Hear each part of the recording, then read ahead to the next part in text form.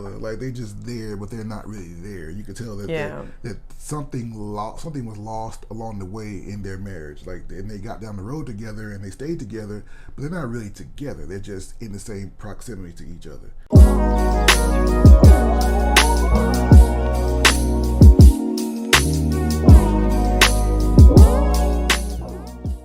Hey guys, we are back with another episode of Enough Said with Meet the Simmons. I'm Marcus. I'm Chantel. And today we got a nice topic for you. But first, my wife has a little message for you guys. Please like and subscribe. We enjoy putting this content on for you, but we need your support. So please like and subscribe now. Ding. Appreciate that. It really helps us get into the algorithm, and it's going to help us to boost our channel more. So today we want to discuss, I was on YouTube, the YouTubes, and I saw this concept that came up in the pandemic. It's called quiet quitting. It's when people during the pandemic, there was a great resignation where a lot of people just left their jobs, period. Then quiet quitting came into play where people were just doing the bare minimum on their job. They would go to work right on time and leave right when it was time to leave, do no more than they were asked, doing the bare minimum just because of the stress levels and all the things that were going on. And so that's been like a residual effect from that. Now that everything's kind of getting back to normal from the C-19 thing. However, I want to flip it. We want to take a look at quiet divorcing. Are you quiet divorcing? What that means is, are you doing the bare minimum in your marriage? Wow, yeah. Yeah, I think that's something that we want to talk about really quickly. So, what does the bare minimum in your marriage look like? What does quiet divorcing look like? To me, it looks like only showing up when you're obligated. Like what? So, like you have these couple like us. So let's say we were going to church. You know, people go to church and everybody's like all happy and the best couples in the world. You know, or I had a thing at my job that you had to, come to, and then you come there, you show that you're the dutiful wife, and we look like we're in love and all those things. Then when we leave the spotlight, we kind of like separate rooms, doing our own thing. You're doing your own thing. Yeah. That's quiet. To me, that's like quiet divorcing. What's one for you? Dead eyes. What is that? Have you ever noticed the spouse that, I don't know, like you'll see a couple and like behind their eyes, it's like it's just dead. There's no passion. There's no spark. There's no anything. It's just your eyes are dead. Like it's just like you're just there. You're physically present, but mentally you're checked out. You could be anywhere else. You could be doing anything else in your head, but you're really not present. So it's like your eyes are just like, like I'm at the movies with you now. Like, you know what I mean? Like we're here together at the movies. Don't complain. Don't fuss. Don't say anything. I'm here. But you're really not there. You're not present. You're not enjoying the moment. It's like the old couple at the restaurant. We always talk about like the old couple there sitting there at the restaurant. They don't talk. They just eat their food. They're eating their little soup, and they still together. Like they just there, but they're not really there. You could tell that that something was lost along the way in their marriage. Like, and they got down the road together and they stayed together, but they're not really together. They're just in the same proximity to each other. And so we see this a lot with couples that have had issues and things like that, where you can just grow apart. But sometimes there's really no trauma. Sometimes it just happens over time. You get busy with the kids, you get busy with life, you get busy, and then next thing you know, you don't have a partner, you have a roommate. And it comes to you share bills together, you share a bed together, you have a life, but you're really not together. You're really quietly divorced. I think it's scary too, because I think a lot of times you may not even realize that that's the state of your marriage. For example, you use the older couple as an example. The kids have moved out and they're just there together eating their soup and not really saying anything. You also see that with technology. Like you can see a couple out at a restaurant and they're both on their phones. They're not engaging in conversation. They're not giving each other eye contact. They're just checked out. So you may actually be, your current relationship may be in a state where you don't even realize that there's a lot of bad habits that y'all have actually developed, and you're at a state where y'all need to really do like some self-evaluation, some re-evaluation of the current stage of your relationship. So yeah, another sign of that, of a quietly divorce or quiet divorcing or whatever you want to call it. It's just a term I made up. So Yeah. it's just something I made up, guys. It's not that you can go Google or something like that. But robo-sex. Oh, it's called robo-sex, where it's just robotic and there's no passion. It's like, you turn around, toot it up, and I'm going to get mine, you get yours. Hopefully you get yours, and if you don't, well, you'll be okay. There's no passion in it. Yeah. And I think that's another sign of a couple being quietly divorced. And I've counseled couples where their sex life was robust. They were doing the act frequently, but there was no passion in it. It was just me getting my rocks off. You hopefully get your rocks off. If you don't, no big deal. It was just to feel that primal animalistic side of us, and that's no good for a marriage. That is a prime way to end up in divorce court or quality divorce, where you guys stay together for years and the kids come home for Thanksgiving and Christmas, and y'all pretend that everything's great for that 48 hours that everybody's there. And then once they leave, you go back to your side of the house. He goes back to his side of the house. It's a really crappy way to live a life when you really think about it. To build a life with this person and spend all this time with them, and then to end up in the end, him relegated to a room and you relegated to your room. And then every once in a while y'all come together and share a meal, but you're really not there. Like you said, you're on your phones. It's really not a way to have a robust marriage or even have a robust life for that matter. What I want to discuss is what I call cliche statements or cliche overtures, like the obligatory "I love you, how's your day" text, "Hope you have a good day, babe." It is really not coming from a place of really caring. It's just something that you've done over the years and you're just doing it because it's out of just monotony or just out of just something that you taught yourself to do, and it really doesn't build your partner up. It's really just something just to fill a space. And a lot of couples do this, and over time in a marriage, there's going to be a level of monotony. There's going to be a level of that's going to happen. But it's about how you feel. It really is about how you interpret that and how you push forward with that. If you're not feeling anything when you see your wife, or you don't feel anything when you see your husband, or they're just somebody that walks around your house every day and that you sleep beside and you smell their sticky feet and all that stuff like that, that's really not a good way to do marriage, and it's a sign of the quiet divorce. It really is. Where you're still there. You still are legally married. So like just going through the motions. This part, that's another part of it. Legally married. You're there. You're in it. But you're really not living. You're just existing together. So that's good. The next part is how. How do we get past this? How do we get to the next level of not being in this quiet divorce stage? Because you can come out of it. You definitely can. You can defeat it. It's not a death sentence. It's something that you can do. What's one of the first things you would recommend?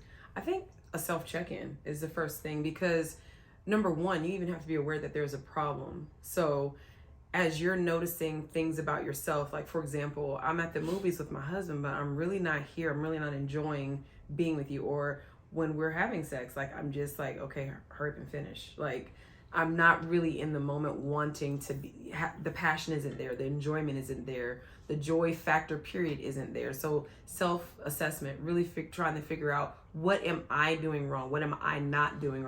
Or why am I feeling the way that I'm feeling? So really owning your part in this at this time. And this is not the time when you're doing your self-check-in to blame your spouse. Self. Me. Not, I. Well, if he would just, if she would just, no. Self. What am I doing to contribute to this problem? Why am I not feeling like I'm in this marriage? Why am I not? Well, if he just or if she just, no, it is about you at this moment. There'll be a time for that. And that time is what we suggest next.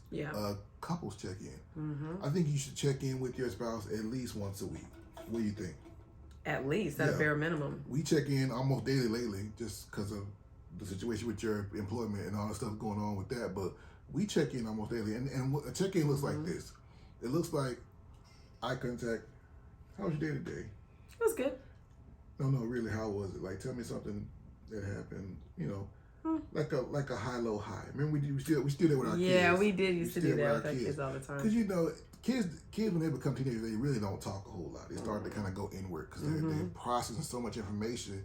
And so you got to, work to get them to talk. So we used to do a thing called high, low, high. Well, 3 things about your day. Give me a high of your day and give me a low point of your day, and then give another high point of your day. End on a high, End on a high. And, it could be something simple as, hey, I got an A on a test today. Low point, they serve mystery meat in the cafeteria today. And another high point is I got on the bus and I got the seat I wanted. Something like that. Yeah. And you can do that with your spouse. You can literally do that with your spouse. It's a really something that and it sounds childish and stuff, but really, when you've been married for a long time, like we have, a lot of our communication is nonverbal. A lot of our communication is nonverbal. We're non-verbally communicating right now. You guys can't see it because you haven't been married to us for 21 years. Yeah. I know this woman better than almost she knows herself at this point, but it's important that I don't rely on that solely. I need to hear words coming out of her mouth. What's going on with you? What are some high points? What are some things that you want to do? What do you need? You need to have a couple's check-in. And that check-in should be spiritual, emotional, physical. How you feeling? How you feeling? How like in your body, how are you feeling? Right. My knee hurts, my back hurts, those type of things. Well, I've had this pain in my back for 3 weeks. 3 weeks, maybe we should get that checked out. No, I'm okay. No, you really need to go get this checked out. That's why you check in with your spiritually. How you doing with your prayer life if you're a spiritual person. Are you praying? Are you reading your word? All those things that you need to check in. And just emotionally, how is everything going with you emotionally? Yeah, I'm feeling pretty good these days, or I'm not. Those are the kind of things you want to check in with your spouse on. And then the last thing you want to check in is, how are we doing? Yes. How are we doing as a team? Yeah, together? like almost like rate your marriage. How would you rate us? What is your satisfaction level? Like when you go to the doctor and they give you the little smiley chart, and on this chart, are you the green one or the red one? Or are you a 1 or a 10? Like, do that for each other. How are we doing? How are you feeling? Are you enjoying this marriage with me? If not, what can we do to make it better? Now, I don't recommend doing this daily, but I would say for a healthy marriage that's just functioning pretty good, I would say at least once a month. If you've had problems in the past, if you guys have worked through some issues such as financial problems, infidelity, just overall being absent, probably weekly. I would say, honestly, as needed. You may be going through a really rough season. Like, you may be coming out of something super tough that as a couple you guys are fighting and working through and struggling through. So that check-in may need to be a little bit more often. Or if the check-ins are starting to burden the relationship and cause stress, then maybe a little less less often. You may just have to gauge it and see. So the next one is consistency.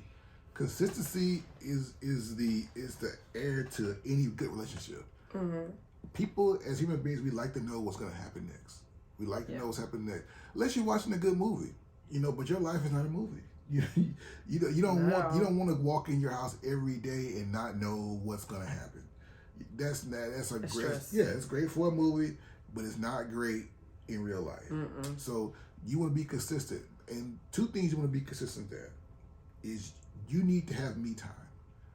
I know. You got the kids, you got work, but you need to have some me time.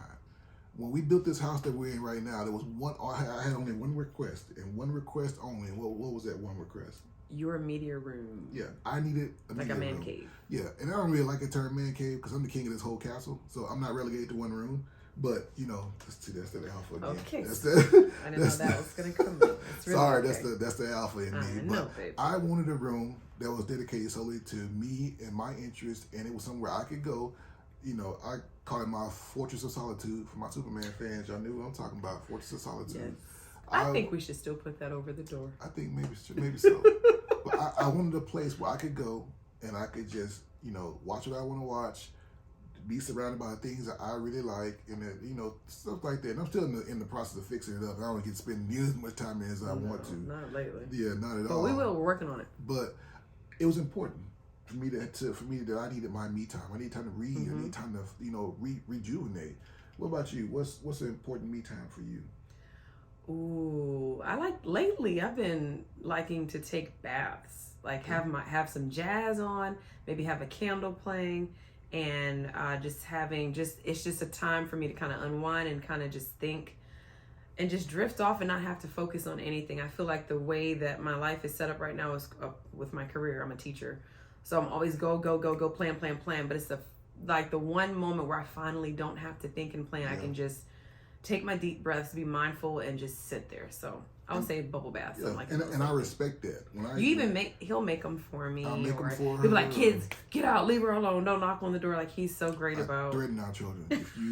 You You bother her. Don't even you got knock on the me door. to deal with, Yep. and they don't want to deal with me. So I love it. And she does the same thing for me when I need my time. And you need to do that consistently. You need to set time apart throughout your week for it can be an hour. It can be working out. It can be working out. It can Whatever. be anything that you want to do. But you also need to set time apart for you guys to consistently be together as a couple.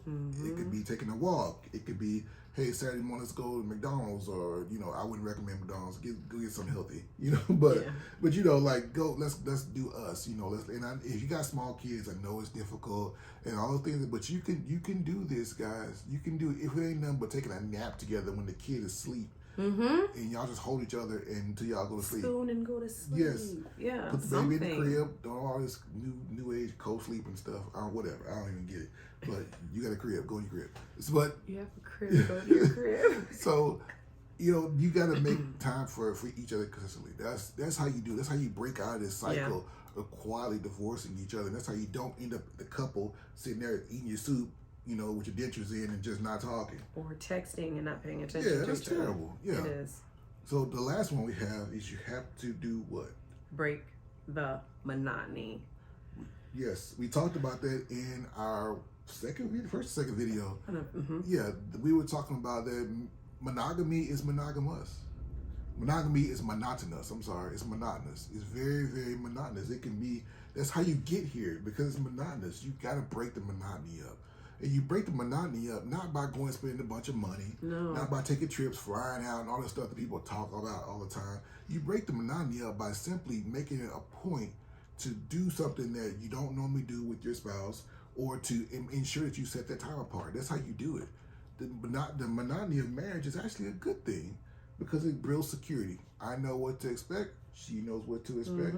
But the monotony can also be a deal breaker also. So you got to make sure that you're doing different things together, or just trying something different. Like, okay, today, if she always cooks breakfast, well, today I'm gonna cook you breakfast. Or if he always washes the clothes, well, today I'm gonna wash clothes and you fold, and we'll talk and hang out and those type of things.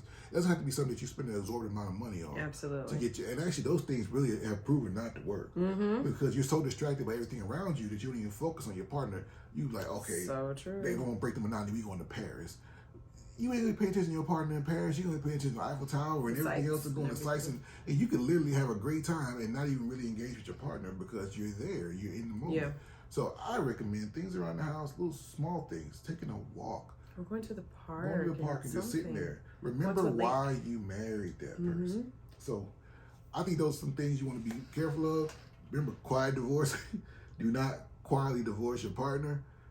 Any closing remarks? I would say if you don't remember anything else about this video, just remember this. Be intentional. If you want a healthy, happy marriage, you have to be intentional. You have to be intentional throughout every stage of your marriage. If you really want a great marriage, fight for it because you both deserve it. Awesome. And with that, enough said.